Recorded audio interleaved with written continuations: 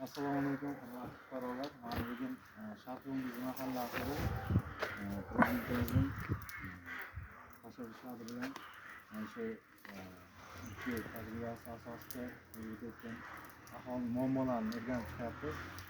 Bu bo'yicha mana shu aholida qanaqa ehtiyoj bo'lsa, aholi muammolarini o'rganish bo'yicha taklif yoki muammolaringizni eshitganimiz mumkin. Assalomu alaykum. Biza o'zimizni band qilish bo'yicha, taksichilik bo'yicha o'zimizni band qildik. Shu bo'yicha 10 million so'm kredit ajratish imkoni bo'ladimi? Bo'ldi. Hozir buni murojaatingizni qabul qilib olamiz. Bankka murojaat qilsangiz bir kunlik kunda hal qilishimiz. Men shu Sharqyulduz mahallasi G'alaba ko'chasi 20-uyda yashayman.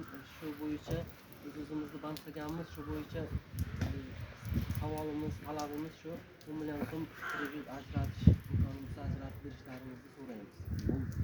Ko'rib chiqib, murojaatingizni